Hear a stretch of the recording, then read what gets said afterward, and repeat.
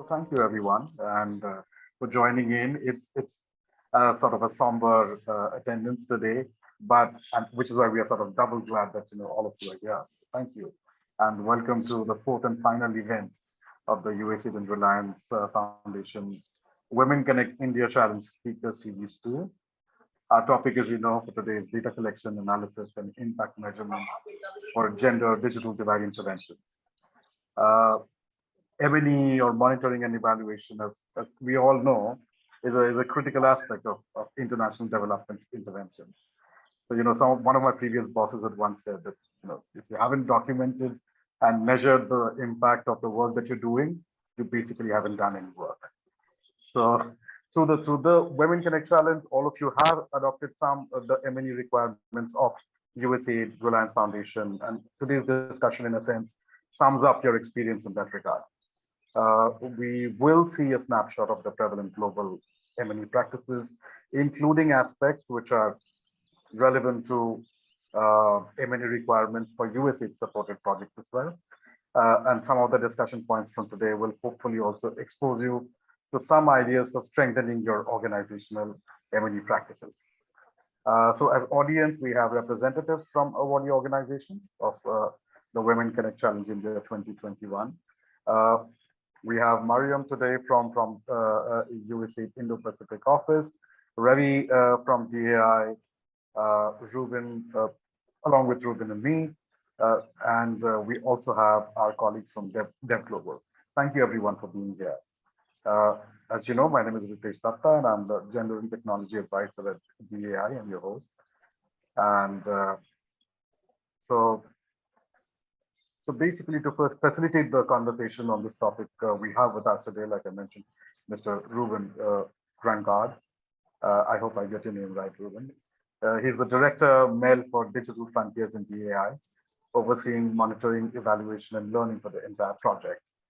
Prior to joining Digital Frontiers, Ruben had worked at the US Institute of Peace, focused on improving Mel for peace building and governance programming.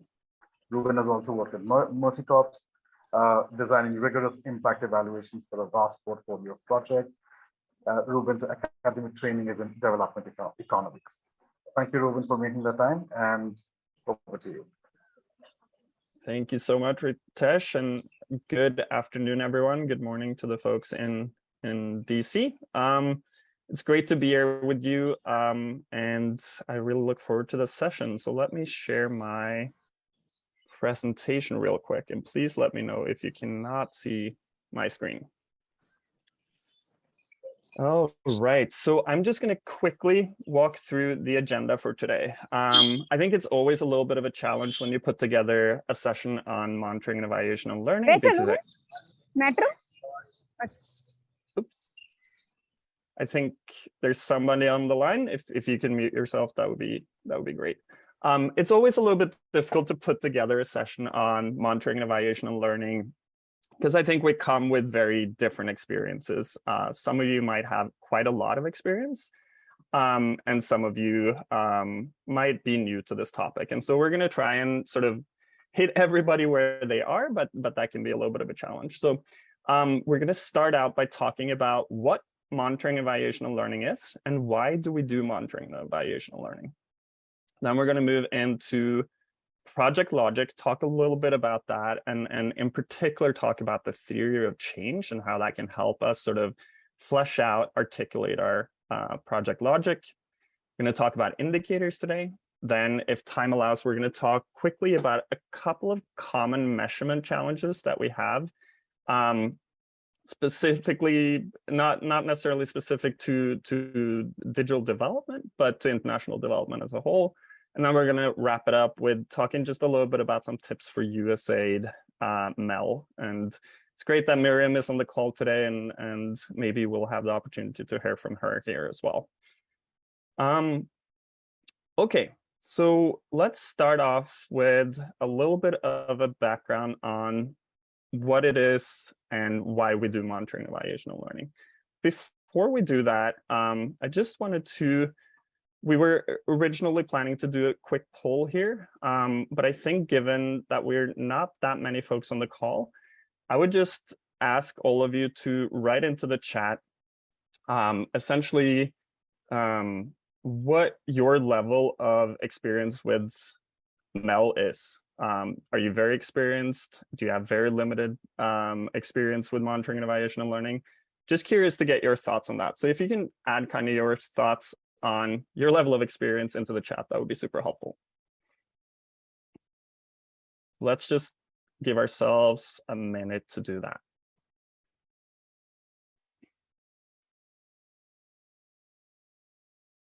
Great, thank you, Rahini. Large scale implementation, but still limited experience with monitoring and evaluation and learning.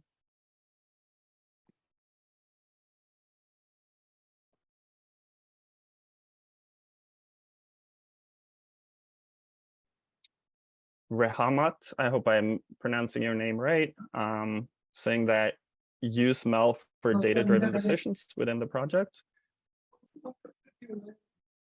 Okay, and Smriti has 3 years of work experience in monitoring and evaluation, and then Teyashwani, medium level of exposure, and apologies if I'm pronouncing your name wrongly. Okay, that's great to know. So I think we have a little bit of a mixed bag here, right? So we'll go through some of the basics, and perhaps if we feel like we're going a little bit slow, we can speed up as we go.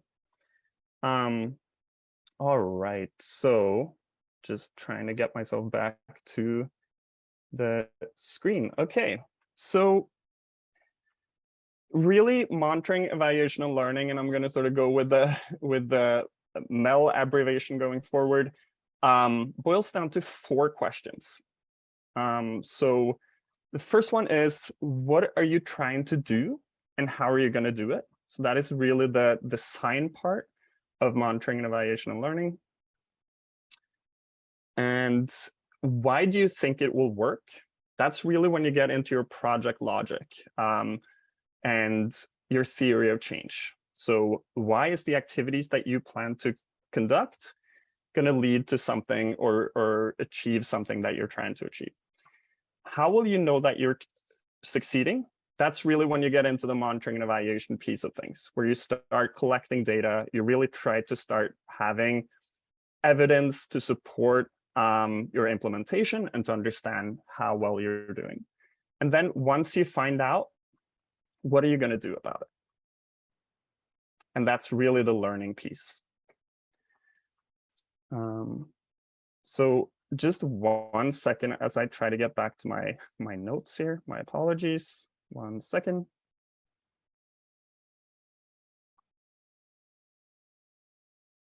Okay, so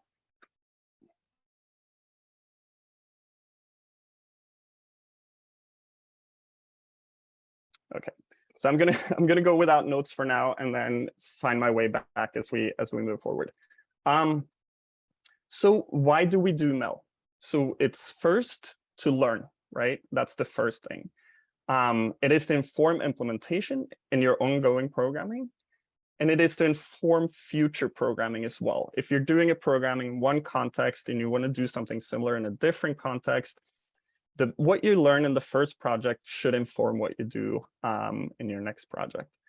And it's also to be accountable, right? And when we talk about accountability, we often think about funders. Those are the people that provide us with our resources. So it's really important that we stay accountable to our funders. But it's also really important that we stay accountable to our partners and the communities in which we work. So there's this study that was conducted a few years ago in the US where American drivers were asked to rate themselves. How good of a drivers are they? And 64% of American drivers rated themselves as excellent or very good drivers. At the same time, they were asked to rate their friends and their driving abilities. And only 29% said that their friends are excellent or very good drivers. And there's sort of this broad literature in psychology, right? That really shows that we are masters of self-deception. We're always gonna look at ourselves through a positive lens. We're always gonna exaggerate the abilities that we have, the capabilities that we have, but also the work that we do, right? We're always gonna look at that through a very positive lens. So that is why monitoring, evaluation, and learning is so important, that we bring in more objective measures of whether or not our program is succeeding. This is just kind of one study to show that idea that we're always going to see ourselves and our work in a very, very positive light. So if we only rely on our own, own observations, our own feelings around what our work is doing, we're always going to overplay how effective our programming is. That's why MEL is really important.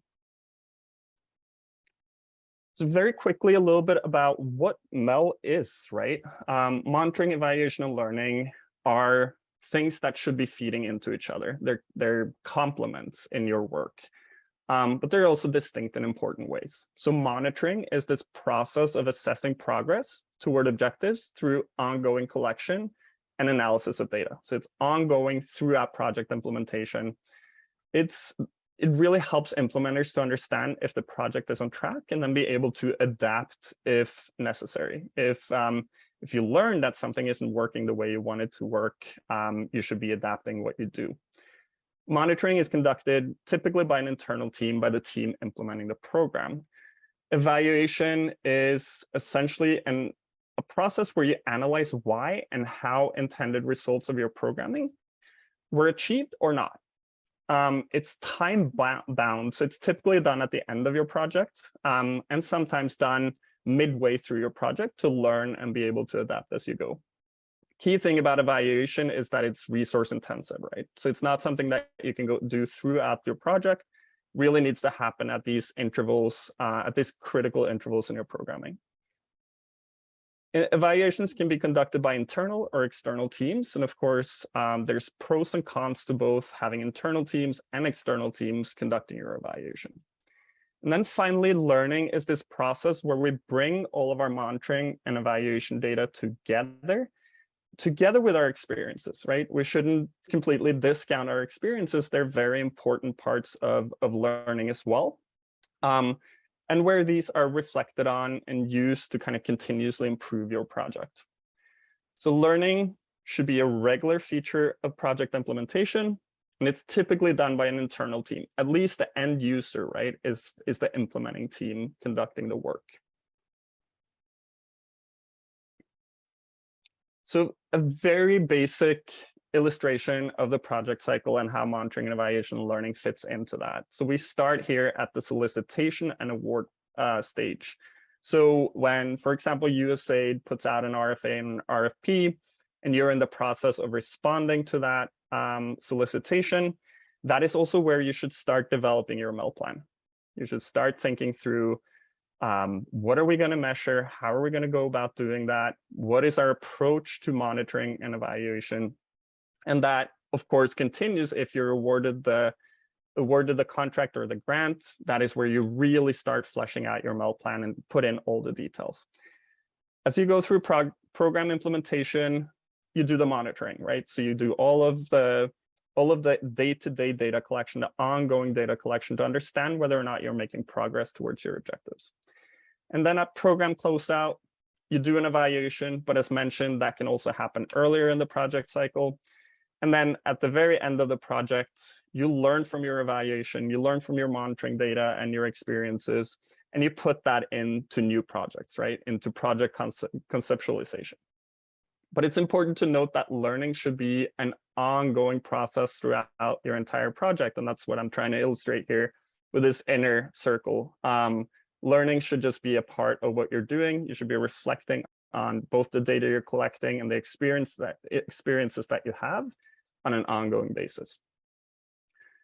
So before we move ahead, we're going to spend just a couple of minutes where I want you to reflect a little bit on learning, and in particular with your Women Connect Challenge India project. I want you to think about one key lesson or insight that you have learned from your project. And I also want you to kind of think through a couple of additional questions. The first one being, how was the lesson or insight identified? Was it through your experiences? Was it through monitoring and evaluation data explicitly, or was it sort of some combination of the two? And then I also want you to just think a little bit for a second, and this is not necessarily an easy question to answer, but how has the lesson or insight changed how your organization is implementing the program? So I just want you to take a few minutes to think about that, and then we might have some brave volunteers that might share out quickly what they have thought about. So let's give ourselves 4 minutes to do that, and then we'll get back to continuing. All right. Is there any questions about this task? Is it all clear? All right.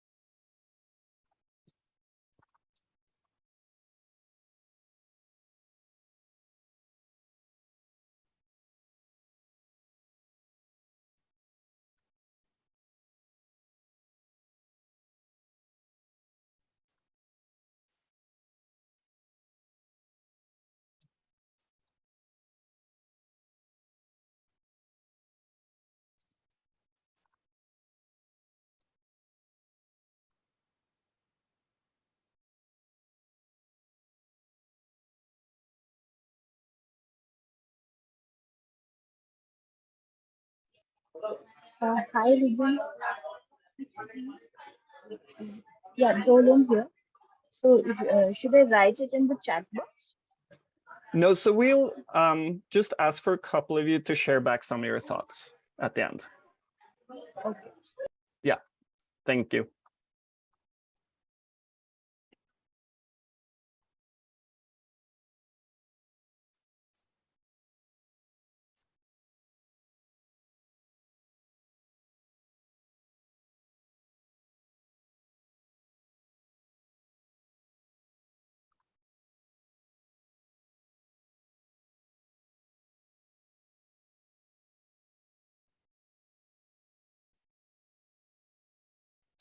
All right, so that's a little bit less than 4 minutes, but just in the interest of time, I just want to open it up to anybody that have thoughts on this, that want to share. Is there anybody that wants to share any reflections on these questions? Yeah, hi, Ruben. This is Dolan from Anudeep. So, Hey, should I go? Yeah, Yeah. please go ahead. Thank you. Yeah. So, one of the key lesson or insight that we have had from WCC India project that we are implementing for last 12 months. So it is the digital ways of income enhancement or I mean livelihood generation is the key point that attracts women to uh, drag this training and percolate to the next level. So it's the I mean basically the point I want to focus is the through the digital training, the several ways that opens their livelihoods or enhances their livelihoods is the key point. And so this and coming to the second question, how this lesson we have gathered. Yes, we have gathered in both the ways, like from field visit experiences, talking to the women, and also from the baseline and inline data we have gathered already for 2,700 women in the field. And then yes, from this lesson and insight, what we are doing, our organization is focusing, and basically we have identified 5 ways that women are preferring to enhance their livelihoods through these are the digital ways. Like one is digital marketing, another is e-payments, third is e-services, then fourth is e-commerce, And the last one is, uh, yes, sorry, I'm missing out on the last point. I'll add it later if I am given the chance. So these are the 5 ways have been identified through the data that we have gathered and the analysis. So we are focusing particularly on these 5 points through which women can generate more income, and particularly we are trying to focus on that what were they doing on particularly these 5 sectors. Were they doing something earlier? Is it the value added services that the value added knowledge that we have provided, or they have completely adopted these 5 new ways of income generation? So it's the e-services. Sorry, so what are the 5 things? I'll just e-services, e-payments, e-commerce, digital marketing. And another is the mobile and DTH recharge. Yes, yes. The Mhm. mobile and DTH recharge for the community and the family itself. Yeah. Great. So good to go. I think. I'm Yeah, good I to go. think, thank you so much for sharing. It's such a great example of how actually doing data collection can really open up, right, your programming and make you really understand the context and really building out your program to be more holistic. And so thank you so much for sharing that, Dolan. Rahini wrote in the chat that yeah, that digital and tech is mostly a male world. So really starting working with women with very basic things and really getting them comfortable with the basics has been really important. So that's super helpful as well. Thank you guys for sharing that. I think it's always a little bit hard to sort of, come up with, okay, what was the key lesson or insight that we had? But I also think it's a really useful exercise to go through because it kind of forces you to think about, okay, what were some of the key things that we've learned from implementation? So we're going to move on then to talk about project logic for a little bit, and we're going to focus on the theory of change. So before we jump into the theory of change, I wanted to start with just a little bit of basic kind of vocabulary around this. So this is the spine of any project. When you put together a proposal, you really need to be able to articulate this chain well. And so we have our inputs, the resources, the financial and the human resources that we put into our project design. We have the activities that we intend to do, right? Activities are these tangible events that either we as an implementing organization or perhaps our partners on the ground will put on. That can be a training, that can be various different events. Outputs are the things that are directly generated from the activity. So if your activity is a training, an output could be the number of people trained, right? Outcomes, in this case, we're sort of defined it as the most immediate level of impact. So this is when you start to kind of address an identified problem, right? Any project starts from a problem statement, and this is where you really start kind of chipping away at the problem and trying to make a clear change to individuals, groups, communities, or institutions. And then higher level outcomes here is defined as the highest level of impact that the project can influence. I think when we talk about outcomes, we often talk about short-term outcomes, medium-term outcomes, higher level outcomes. I think the key here is that your project, the project that you sort of articulate, is going to have a number of different outcomes. Some of them are going to be a little bit shorter term. They're going to be a little bit easier to achieve. There's going to be the longer term outcomes that are, as the word says, they're going to be longer term, and they're also going to be a little bit more difficult to achieve, right?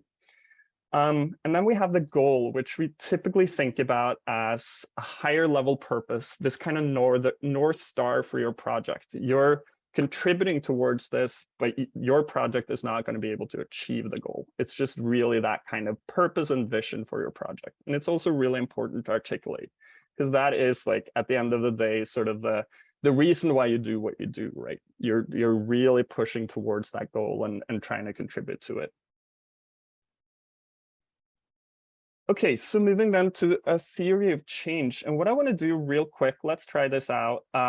If Sharon, you could put question 2 on theories of change, that poll, if you could put that up on the screen and then just have everybody quickly respond to that question. Let's try that now, if that's possible.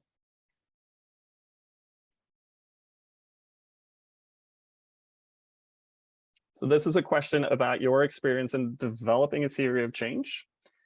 And I know that most, if not all of you, have some experience with this, but I just want to get a little bit more of a sense of how much work you've done in this space.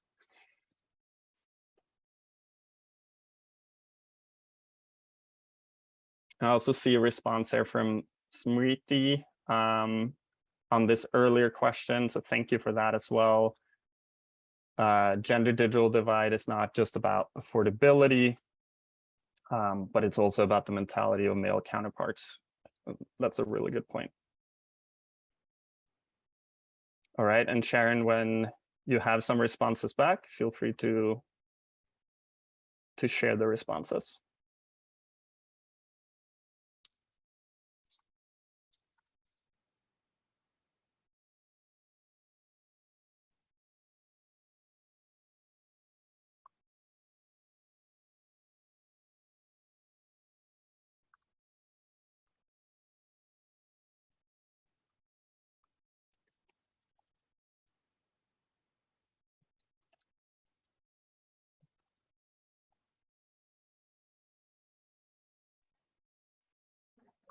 Sharon or Ruthie, do we have some responses?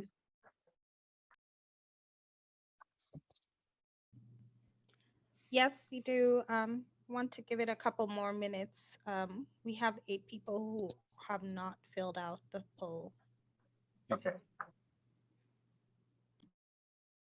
Okay, and as you guys do that, just in the interest of time, I'm gonna move forward with starting to talk a little bit about theories of change. So the most common way to articulate your project logic that we just talked about on the last slide is through a theory of change. And a theory of change is the explanation of how the project will create positive change. That's the bottom line of it. It serves as this bridge between a problem statement and the strategy of a program or project. So there's lots of ways that you can present a theory of change, but USA commonly asks for a narrative theory of change, so that you lay out in a narrative form what you believe your actions or activities are going to lead to. And that's what we have on this slide here. If we do X, right, we do a certain activity, then we believe that Y change will occur. But almost all of the time, right, your theory of change is going to be more complex than that. So we have at the bottom here sort of a more complex version of that world. I think the idea is when you develop a theory of change, though, you need to be really detailed in really laying out what are the steps in this causal chain that we call it. So what is it that will happen from your activities to the short-term outcomes to the longer-term outcomes, and being really explicit about that. So we're going to start by looking at a very basic example of a theory of change. So this is essentially the if here. The if statement is our activity, and organization X trains women entrepreneurs on basic literacy skills. Then we believe that in the short term, trained women entrepreneurs will adopt digital technology in their businesses. And in the medium to kind of longer term, business profits will increase. So this can feel a little bit formulaic, I think. But again, the key is to really lay out what you believe your activities will lead to. What is within your kind of sphere of influence, and what are you contributing towards? So this theory of change is very basic, right? So you can, and Sharon, sorry, just checking in on whether we have some or Ruthie, whether we have some responses at this point. Yes, just send those over All right. to you. Perfect. So I see that there's, again, a pretty big range of responses here, which is great. So we have a few people with no experience, quite a few people with some experience, and then also a few people with a lot of experience. So for you guys with a lot of experience, this might be a little bit basic, but please feel free also to chime in with your experiences developing theories of change. So I think this theory of change that is on the slide here can be made a lot more detailed, right? So let's look at what we could add to the mix here. So I think there's maybe a shorter term outcome than the short term outcome that we had here, right? So we have, we can add, if we do a training, we believe that greater digital literacy skills will be the result of that. And then from that, with greater digital literacy skills, women will adopt digital technology.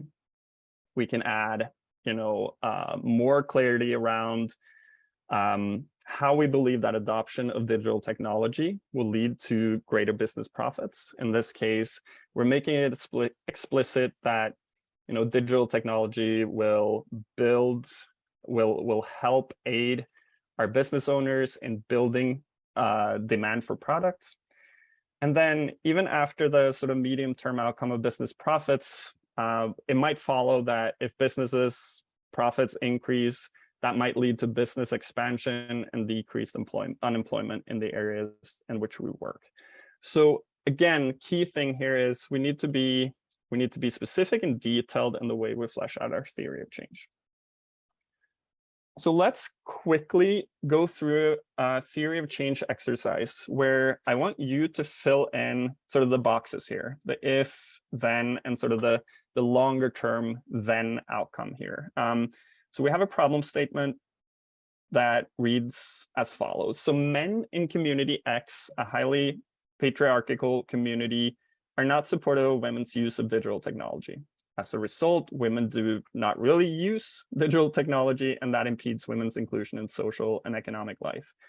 So I want you for a second to just think about what type of activity or activities would you design in order to try and get at this problem? And what do you think would result in the short term from conducting those activities? And then what do you think those short-term outcomes might lead to in the longer term? So just spend maybe a couple, 3 minutes on this, trying to lay out maybe a couple of activities or one activity, and then the outcomes that you expect to result from that.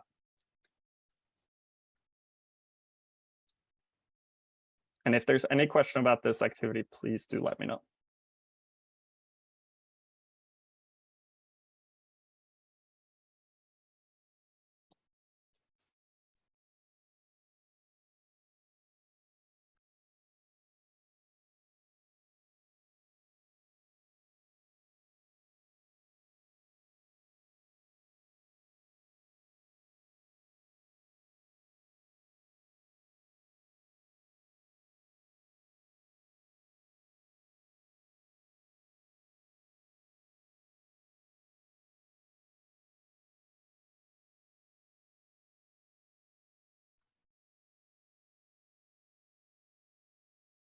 Great, Rahini, thank you for that contribution.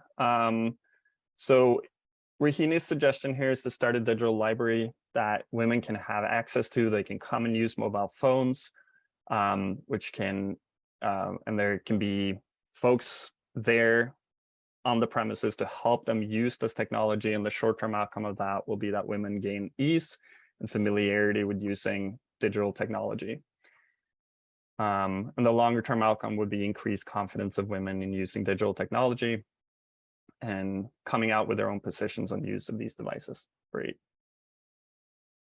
And Dolan is suggesting a community general meeting, incorporating the key influential leaders, I think is what you were saying here. Great. So I'm going to give folks another 30 seconds, and then we're just going to, if you have thoughts that you want to put into the chat, please feel free to do so. I'm just going to show kind of one example of what this could look like.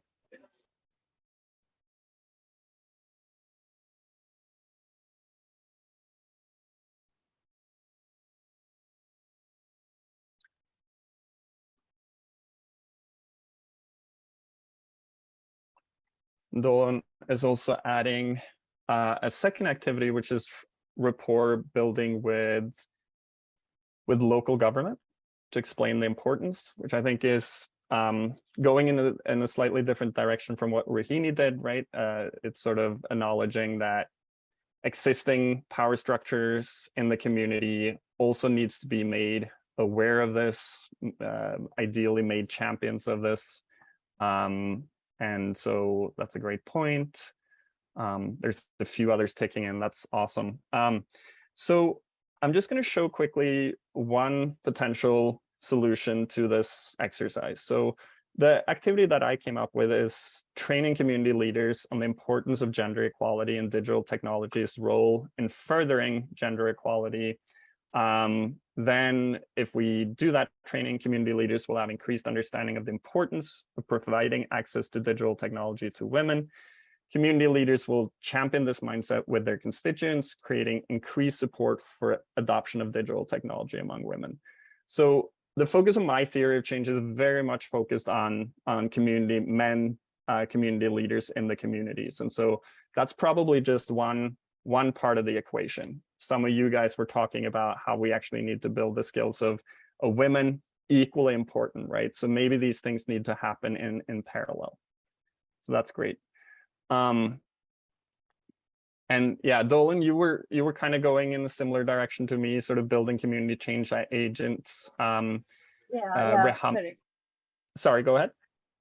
Yes, correctly said. I just second you on this, that building community change agents is the empowering, identification of the N2 cutlets and then empowering them, let them know what it is, the digital divide, and then partly the messages throughout the community with the help of these leaders. Mm-hmm. Yeah, great. Yeah, and there's a couple of other comments that come in. Gender sensitization trainings to both male as well as female counterparts. So yeah, I think it's sort of like a two-lane type of problem that we're working on, right? So it's low digital literacy skills as well as a community that is not open to the use of technology among women. And so you kind of have to tackle this problem from both sides. All right, so I wanted to just quickly, before we wrap up the part about theories of change, just really quickly talk about assumptions, because I think it's actually critically important. In any theory that we put together, there's going to be assumptions baked in. And so when you develop your project design and your theory of change, it's really important to keep these in mind. Assumptions are typically outside the control or only partly in the control of your project, and it impacts the project and its ability to achieve its objectives, right? So it's something that we can't really control, but it's going to impact how our project goes. So let's just look at a couple of examples of what assumptions could look like. And we've gone all the way back now to our most basic layout of a theory of change. So one assumption that we're sort of making here is that first, an assumption before the assumption is that we're assuming that our basic literacy, our training on basic literacy will increase skills, but we're also assuming, really critically important, that increased skills will lead to adoption of technology. And that is actually a really big theory or assumption, right? That doesn't actually always hold. We see that in the real world, that building skills doesn't always lead to behavior change. So it's an important assumption and something that we really need to be careful about because it's a big one. And then we have another assumption here, which is between the adoption of digital technology and business profits. Of course, kind of a clear implicit assumption that we made here is that the lack of digital technology is a major barrier to business success, right? And the adoption of digital technology will by itself be enough to lead to greater profits. So both of these assumptions are significant, and if they don't hold, the whole project may not actually be able to deliver the expected results.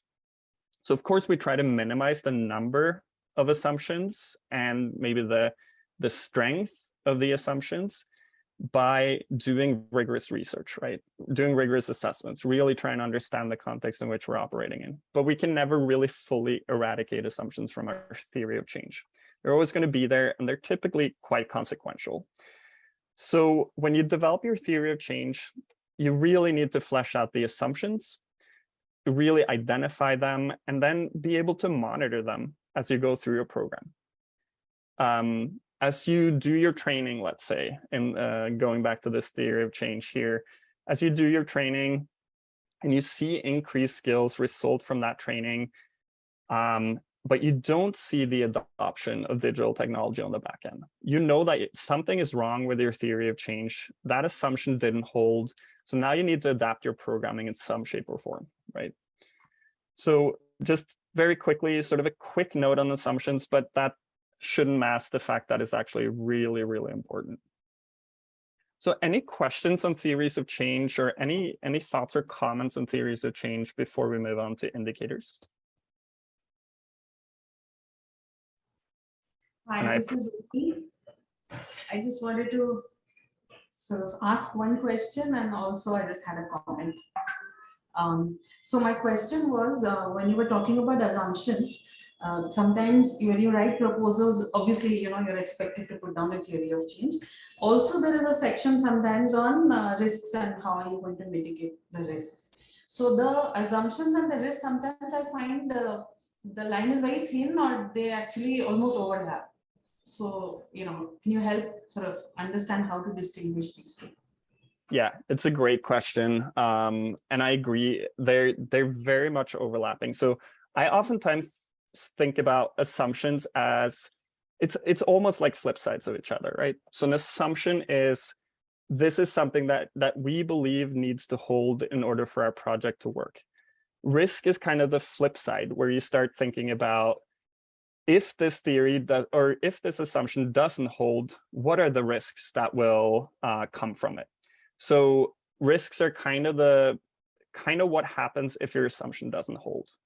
So we think about, when we lay out our theory of change, we lay out our assumptions, but we also need to think about, okay, so if this assumption doesn't hold, what is going to happen, and how are we going to mitigate any issues related to that assumption not holding?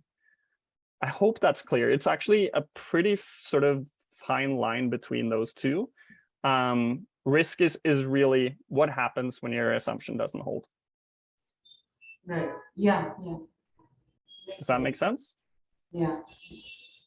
Great. And I also, sorry, Rohini, I think there's also going to be risks that you should write down in your proposals that doesn't pertain specifically to your theory of change. So there might be other risks, right? That there might be significant risks related to things that isn't necessarily within your theory of change. So there might be things around resources, there might be things around, contextual things that isn't included in your theory of change.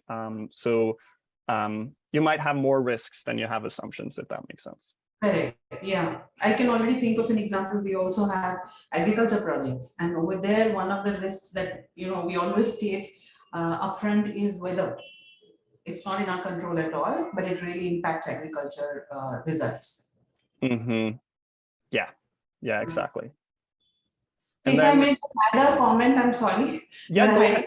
I feel very strongly about it, so I just want to share it with everybody. Yeah. Is that when we first, and this was I think back almost 15 years ago, we were writing a proposal for a USA grant, and there was a theory of change thing, and it was very new for us, and we found it, oh my God, we found it very cumbersome and so on.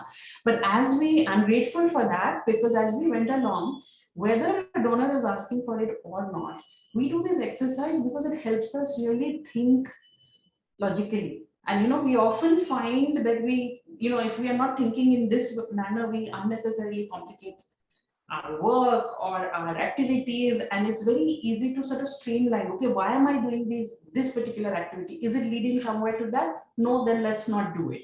It really helps to streamline our work and our sort of process of thinking. So yeah, that's what I wanted to share.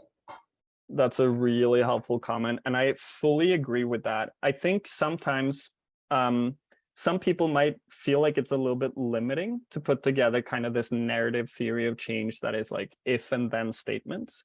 And so I would just encourage you, if you're a visual person, if you're somebody that likes to see things sort of visually in front of you, it's also completely fine to develop more visual types of theories of change. When you're sitting with your team, you're kind of thinking through, okay, what are we going to be doing and why are we going to do it? Use other means to develop your theory of change. And then at the end, when you put it into your proposal, you sort of transform it into the format that the funder is looking for. Because I personally think that working with narrative theories of change is not always the best way for me, at least initially. I need to see it visually. I need to be able to really flesh it out in detail. And so that's just another note on that. But yes, I totally agree. Overall, working with theories of change is just so incredibly important. It really just forces you to really answer this question of why are we even doing this, right? Okay. Yeah, thank you. Yeah. So let's jump into indicators, and we have a little bit limited time now, so I'm going to try and run through some of this quite quickly. So indicators, right, they're in the context of monitoring and evaluation. An indicator is a quantitative metric that provides information to monitor performance, measure achievement, and determine accountability. And so going a little bit deeper on this, an indicator measures the intended changes that we believe is attributable to your project or to our project. It observes progress and performance at any level of your project. It helps answer how or if you're progressing towards objectives, but it doesn't tell you why. And I think that's really important to note here. An indicator is just telling you, did this happen or did it not, but doesn't tell you what, how, or why you got there. And indicators are typically compared to baselines, that is research that happens before your program starts, and then to targets as well. And we're going to talk a little bit more about targets in a second. So what are the elements of an indicator? So this is a table like this is something that you're going to see when you are putting together a MEL plan for USAID, for example. There might be, the columns might be slightly different. There might be some other things that are being asked about. But in general terms, these are the elements that you need to include in your MEL plan. So you need to put in indicator language, right? And that should include what is going to be measured, what is going to change, the unit of measurement, is it a number, is it a percentage, and the direction of change. Is it an increase, a decrease, etc. Then you also need to include data source. Where is the data going to come from? You need to include the method to collect data on this indicator. So is it through surveys, interviews, focus groups, observation, and so on and so forth. And then you need to add information about the frequency of data collection. When is data going to be collected? And then finally, you should try and develop a target for your indicator. That is really the threshold value of an indicator that will signal to you and to your funder and other folks that you're accountable to that the goal of, or that we reached our aims for this particular indicator. And then you're oftentimes also asked for a baseline value of your indicator. Again, this is before your program starts. What is the value of the indicator at that point? So let's just look a little bit about how indicators and theories of change are connected. And we're going to go back to our very, very basic example, right? So this again is our activity here. Organization X is planning to train women entrepreneurs on basic literacy skills. And indicators for that could be number of women trained on digital literacy. It could be number of trainings on digital literacy skills. Both are equally valuable and perhaps can both be included in the MEL plan, right? Since this is an activity, the indicator is an output indicator. It's just the direct sort of results of your training. And in this case, this is the most kind of direct results. We're going to train, so therefore we have a number of trainings. And so it's really important for your output indicators that you have clearly set targets at the start. Given the resources available and sort of prior knowledge and experience, how many women do we think we can train? And then you need to put that target into your indicator table and be able to sort of look at progress. Are we meeting the targets that we had? And then we have the then statement, the short-term outcome. And one indicator for this adoption of digital technology could be percentage of trained participants that adopt digital technology in their business. But there is an issue with this indicator, right? It sort of standing by itself, adoption of digital technology is not very clear at all. So we really do need to define terms and be really clear about what we mean by adoption. Another option could be that where we get a little bit closer, a little bit more detailed, is percentage of trained participants that adopt online tools for marketing their products. At least here, we're talking about an online tool. It is a marketing tool. But of course, the more detailed you can be with your indicators. If you're doing training on a particular digital tool, that should just be included right into this indicator, right? So tool X is being adopted by our participants. We train them on that. Great. We're seeing what we want to see. And then finally, the longer or the medium term kind of outcome here is business profits. And an indicator for that could be percentage of businesses with increased annual profits. You'll note here, right, that we have increased in our indicator. And so we need to compare it to something. In this case, we need to compare it to some sort of baseline value of business profits for these organizations, or for these women entrepreneurs, sorry. So just in the interest of time, we're going to skip this indicator exercise. I'm going to go right to a solution for this indicator. So we see that we have an outcome that is increased tolerance for women's use of digital technology among men in community X. And an indicator for this could be percentage increase in the number of men that accept women's use of technology. We're going to be talking to men in community X. We're going to conduct a representative survey, and we're going to collect data twice throughout project, baseline and end line. And then when it comes to the target, you need to ask yourself some key questions, right? First off, what is the prevalence of the problem? How deeply ingrained are existing sentiments in the community? The more ingrained these sentiments are, the lower your target should be, right? And you should also ask yourself questions around your project. What scale is it operating at? Is it a large scale intervention? Is it smaller in nature? And also you should think back at experiences that you've had in other contexts.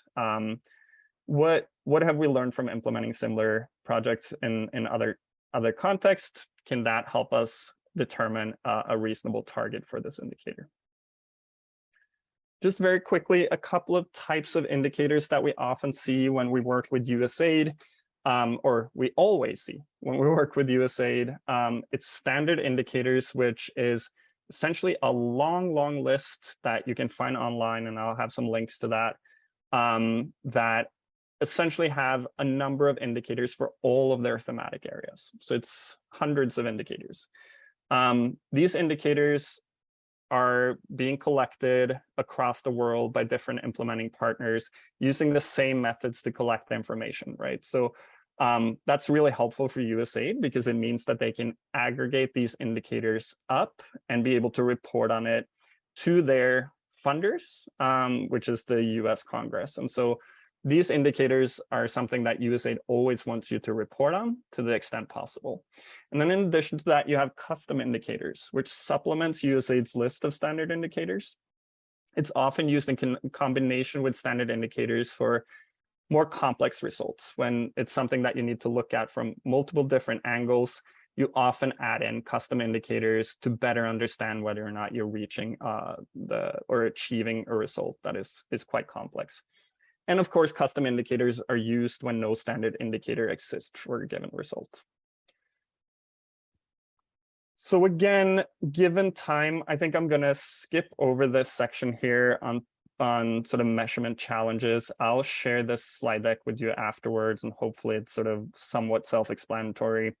We're going to talk a little bit about capacity building programs and some of the challenges related to measurement of those, and then also talk a little bit about higher level outcomes in international development more broadly, how it's just very difficult to collect data on those, have a precision and accuracy.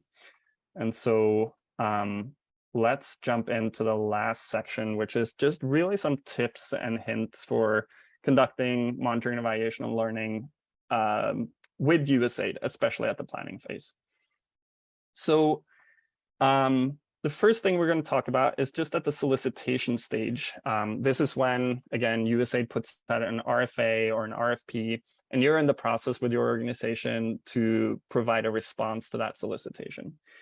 MEL requirements often are not very burdensome at the stage of concept notes and proposals, but it will vary quite a bit, right? So, but regardless of what you're being asked for at this stage in terms of MEL information, it's still really important that you start thinking about your MEL plan at this stage and really start fleshing out the details of it, even at the solicitation stage. Because if you put some, even if you're asked for maybe 2 paragraphs on your MEL plan and what you're planning to do with MEL, if you haven't thought about the details, your narrative might not make a lot of sense. And I think even worse, right? You may be over-promising and under-delivering in your proposal if you haven't really carefully thought through what is required to do what you're promising to do. Another piece here that goes without saying, really, you need to read the solicitation really carefully. What information about MEL is being required? Provide only that, right? Don't write 2 pages about MEL if you're asked for a couple of paragraphs. But again, just emphasizing the point I made just now, that you need to, on the back end, not necessarily in your concept note or proposal, but with your team, really start thinking about what is MEL going to look like for this project already at this stage. You need to resource your MEL adequately. I think a good rule of thumb for putting together enough resources to have a solid MEL framework is 5 to 8% of the overall project budget. I think some USAID counterparts might not be happy with that number. They might think it's too much resources for MEL. But I think in international development as a whole, that kind of discussion is changing and evolving a little bit. And I think it's becoming more and more acceptable to add significant resources to your MEL because it's seen as increasingly more and more important. And of course, foundational to any good proposal, you need to clearly link your project logic, the problem, your intervention, and the intended outcomes. And USAID will always provide guidance on the types of, first on the problem they're seeking to address, and then the types of results that they want to see. And you need to ensure that your approach, what you're going to be doing, is in close alignment with what they're putting forth. And then very quickly on the award stage itself. So when you have been successful in your solicitation response, you've been awarded a contract or a grant, you're going to be asked to put together an activity monitoring, evaluation, and learning plan, which is typically due sort of 90 days after your award is given. And so the process of developing the AMEL plan requires significant time and resources. This is where all the details of your approach ends up, right? So you need to flesh out your monitoring plan. What are you going to do in your ongoing data collection? Evaluation plan, where you really describe the approach to evaluation.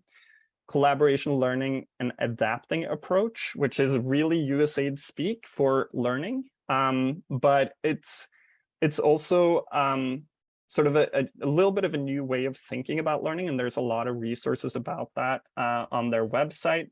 And so really thinking about your CLA approach, resources that you need to do various different MEL tasks, roles and responsibilities, schedule for MEL plan tasks and deliverables. And in the annex, a really, really important component that you need to fill out in a lot of detail is the indicator summary table. And that's going to look, again, similar to the types of tables that we've been looking at in this session. But this is where you add in all of the indicators that you're going to be tracking throughout implementation. And you need to provide detail about how you're going to collect it, targets, et cetera, et cetera. So with that, I think, Ritesh, just in the interest of time, I'm going to pass it back to you. If there's any questions, feel free to add them in the chat, and I'm happy to follow up with you on the back end of this session. But I just don't want us to go too far over. Does that sound right, Ritesh? Yeah, sure. Thank you so much, Ruben. Well, there is a question from the theory of change discussion, which I thought if you could take a minute to answer. So it was from Smriti Das, and she says that, sometimes outputs and outcomes of a particular activity may not be the same as initially sort of planned. So is it possible to build in that sort of a flexibility in theory of change? So, That's such a great question. And I would argue that you should have that type of flexibility built into your theory of change. I was just talking about the activity monitoring and evaluation and learning plan, where you also add in your theory of change. And as part of that plan, you also have a change log, it's called, where essentially you're encouraged to make changes to your MEL plan as you go along. And that includes the theory of change as well. As you learn new things, as you implement your program, as you learn sort of more about the environment that you're operating in, you should be making changes. You should be adapting your approach, because it's very unlikely, unless you have just incredibly deep knowledge of the local context, that everything that you've laid out is going to work exactly as you planned in the real world. So I would say, to that question, I think that is more and more being encouraged. I think some organizations now are essentially quarterly coming together to discuss their theory of change and make updates to it based on what they're learning. And so a theory of change should be a learning tool. It should always be evolving. thank you for that, Ruben. So yeah, thank you so much. And I just wanted to sort of also mention to everyone that Ruben is just out of COVID and still took the time to design this and sort of share his learnings with us. So doubly grateful for you for that, Ruben. We have Mariam with us, who's the male advisor for the Indo-Pacific office, USAID Indo-Pacific office. Mariam, would you want to sort of maybe quickly share a few thoughts, if possible for you? Yeah, thank you, Ritesh, and thank you, Ruben. I think you have covered very briefly, very quickly, means like seeing the time constraint, you have covered every time, most of the MEL, features and the benefits, and so you have covered very nicely, I think so. But then the last question that Ritesh have, asked is the change in the your plan or a change. But then I think I want to highlight this thing here, that the change should not be, it should be saying that we will be learning throughout our plan or project cycle. It should be based on that experience, not that to adjust our a progress, right? So it should not be adjusting our progress, that if we are not getting the target, so we are changing that plan or the theory of change. So it should be based on the learnings.